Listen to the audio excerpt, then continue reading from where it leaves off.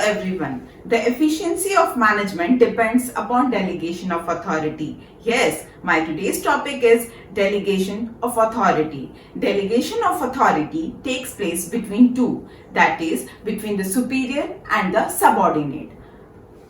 When the manager becomes overloaded with his work, he shares some of its work with the subordinate. In delegation of authority, the manager shares two things with the subordinate. One is the responsibility or the job, the other one is the authority or the power, so that the job can be done properly.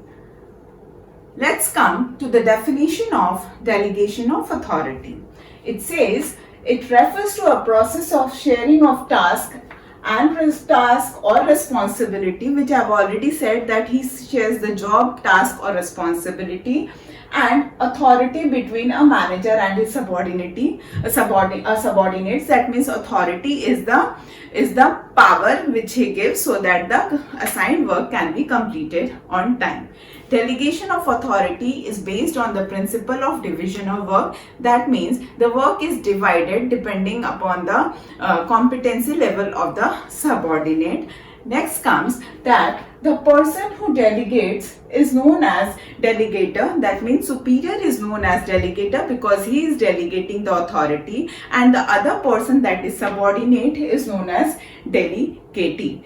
In delegation of authority, the superior can concentrate more on the strategic issues, on the important issues, and he can delegate some of the routine job to his subordinate, and as a result the subordinate feels very much happy and recognized, and his social needs is satisfied or fulfilled. Next comes that manager remains accountable even after delegation.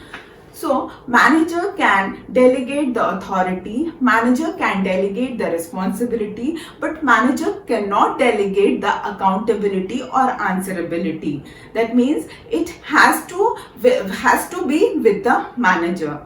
Now, let me explain you this with an example. Suppose the manager has given a task to his chief accountant to make a balance sheet, and because of some reason, maybe the person was ill, he was unable to do it at the stipulated time, and for this the manager has to be accountable. He cannot say that I am not responsible or answerable for this. This cannot happen.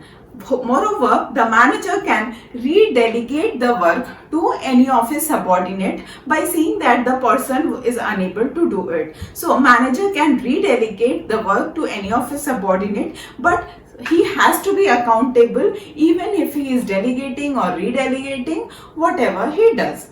Thank you.